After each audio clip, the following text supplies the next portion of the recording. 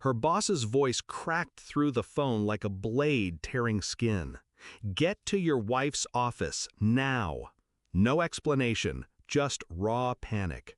I drove downtown with my pulse locked in my throat.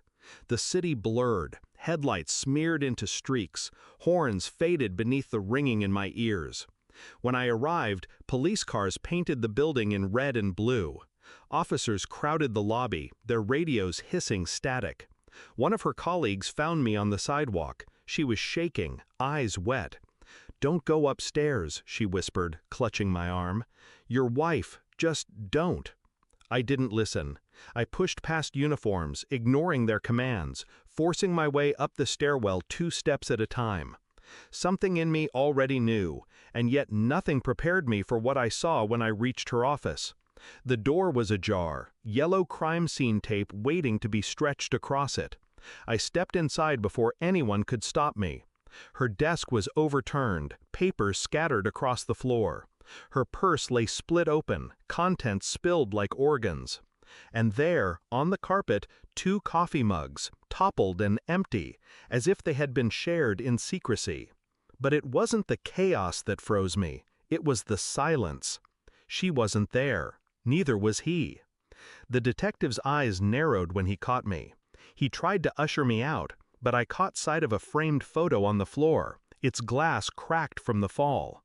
My wife, smiling, with her boss. Too close, too familiar. My chest locked. I told myself it was nothing, a coincidence. People frame photos with their coworkers, don't they? But the look on her colleague's face downstairs had said enough. She wasn't crying for danger, she was crying for shame. And in that moment, denial began to splinter. I didn't accuse, not yet. Instead, I collected fragments in silence.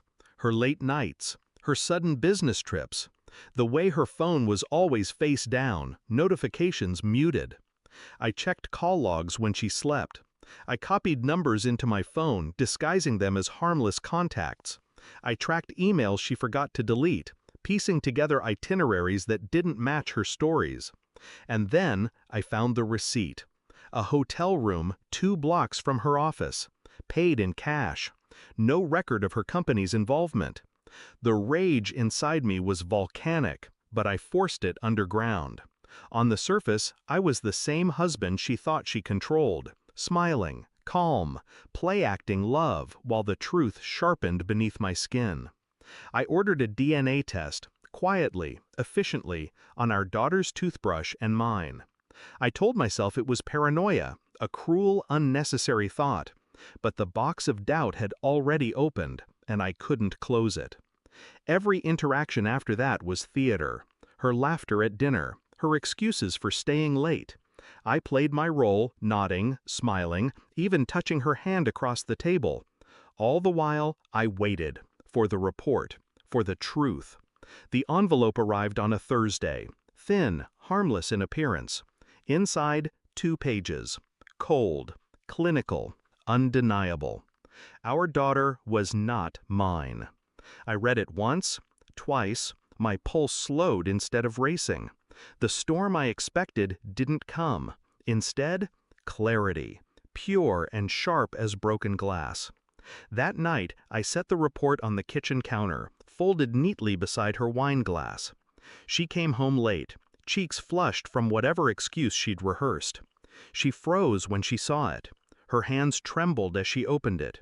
I watched the color drain from her face, watched her mouth struggle to form words. "I can explain," she whispered. I didn't respond. I only stared, expressionless. The silence cut deeper than any scream could. The next morning, I walked into her office unannounced. Her boss was there, startled by my presence. I laid the report on his desk without a word. He looked, read, his face collapsed under the weight of it. He knew instantly what it meant, what it exposed. His affair wasn't just reckless, it was branded into a child's blood. My wife arrived minutes later, panic written across her skin. She saw the papers in his hands and broke. Tears, begging, frantic whispers of please that fell useless between us. I stood between them, silent, composed. My revenge wasn't a scream, nor a blow. It was exposure, pure, public, inescapable. And then I left them there, drowning in the wreckage they had built together. I didn't take the report back. I didn't take anything back. At home, I packed in silence. My daughter, hers, his, slept upstairs. I kissed her forehead once, not as a father, but as a man saying goodbye to a lie he had carried too long. I carried no anger with me, only finality. Some betrayals scream. Mine whispered until it rotted everything. But now the whisper was gone, and in the hollow quiet that remained, I felt something sharper than grief: freedom. I closed the door behind me, certain I would never look back.